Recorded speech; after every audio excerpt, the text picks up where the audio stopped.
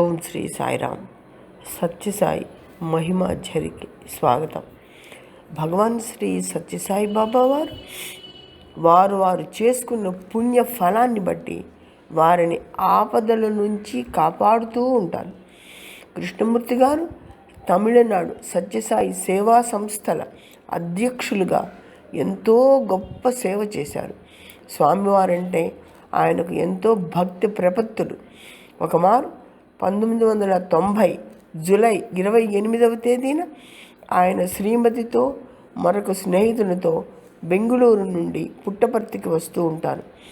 ఆయనే car drive చేస్తూ ఉంటారు. ఆ రోజుల్లో రోడ్లు ఇప్పుడు ఉన్నంత వెడల్పుగా లేవు, సింగిల్ రోడ్డు ఉండేది.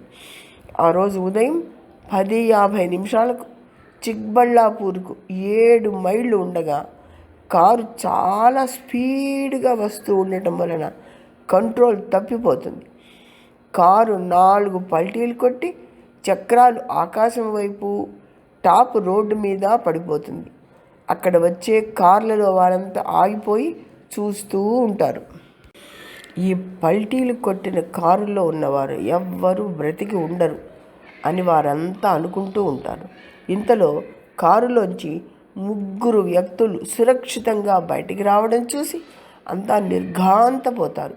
ముక్కలై తుక్కైపోయి దాంట్లో సామానంతా రోడ్డు మీద పడిపోయిన ఆ కారులో వారు ఇలా సురక్షితంగా బయటకు రావడం ఏమిటి అని అంత ఆశ్చర్యంగా చూస్తూ ఉంటారు. కృష్ణమూర్తి కుడి కాలర్ బోన్ చిట్లుతుంది. మిగిలిన వారికి పెద్దగా దెబ్బలేవీ తగలలేదు. కారు ఇంకొక పల్టీ కొట్టి ఉంటే 20 అడుగుల గోతిలో పడిపోయేది. అది చూసి భయంతో గుండెలు దడదడలాడుతుండగా ఇంత భయంకరమైన ప్రమాదం నుంచి స్వామివారు తప్ప తమను ఎవరు కాపాడుతారు అని స్వామివారిని మనసులో నమస్కరించుకుంటూ కృతజ్ఞతలు చెప్పుకుంటారు. వేరే కారులో స్నేహితులతో కలిసి బెంగళూరుకి వస్తారు. సరిగ్గా అదే సమయంలో అంటే ఉదయం 10:50 స్వామివారు ప్రశాంత నిలయంలో ఎయిర్పోర్ట్ ఆఫీసర్ అయిన ఉబరాయితో ఇప్పుడే మీ ఫ్రెండ్ మద్రాసు కృష్ణమూర్తి, ఆయన భార్య, మరొక స్నేహితుడు ప్రయాణిస్తున్న కారు 4 పల్టీలు కొట్టింది. మరొక పల్టీ కొట్టకుండా ఆపి అటు ఇటు వచ్చే కార్లను కూడా ఆపి కాపాడాను. దున్నపోతు కృష్ణమూర్తి, బుద్ధి లేదా? Start early, drive slowly, reach safely అని ఎన్ని మార్లు చెప్పాను అంటారు స్వామివారు. తర్వాత ఉబరాయ్ కృష్ణమూర్తికి స్వామి మాట్లాడిన విషయాలు చెప్తారు. కృష్ణమూర్తి భయపడతాడు, స్వామివారు తనను కోపడతారేమో అని.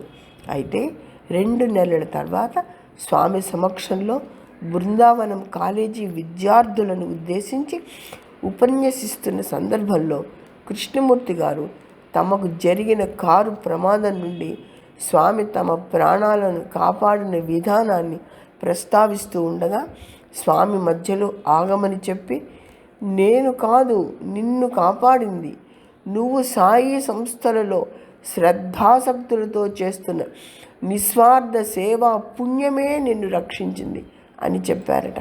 చూడండి, మనం చేసుకున్న పుణ్యఫలం ఎలా రక్షిస్తుందో, ఎందుకు మనం పుణ్య కార్యాలు చేయాలో స్వామివారు చెప్పిన మాటలను బట్టి మనం గ్రహించాలి. జై సాయిరామ్.